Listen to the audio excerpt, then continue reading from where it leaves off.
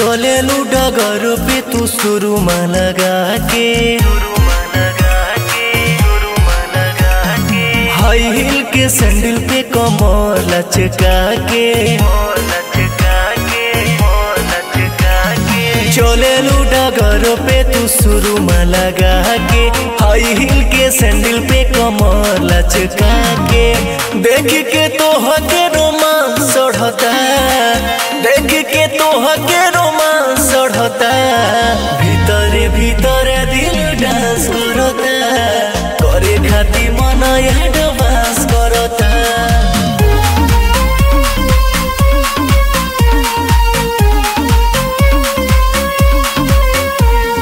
भीतरे भीतरे दिल डांस करता करे खाती मन एडवांस करता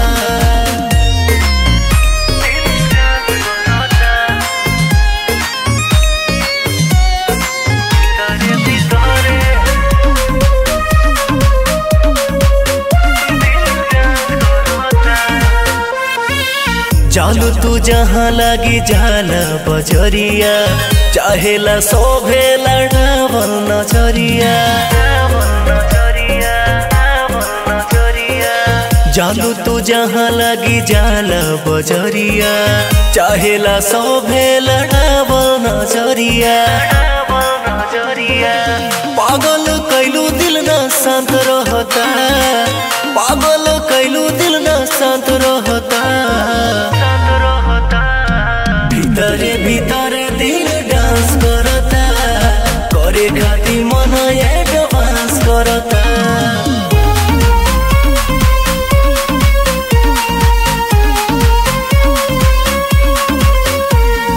भीतरे भीतरे दिल डांस करता करे खाती मन एडवांस करता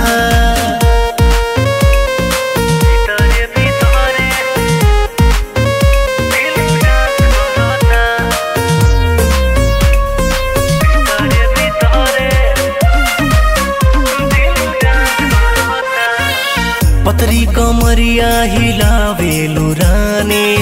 अभी विजय की नामे कई दो जवानी पतरी कमरिया हिलावेलु रानी अभी विजय की नामे कई दो जवानी देखी रंजीता वो के चांस बढ़ता देखी रंजीता वो के चांस बढ़ता भीतरे भीतरे दिल डांस करता करे खाती मन एडवांस करता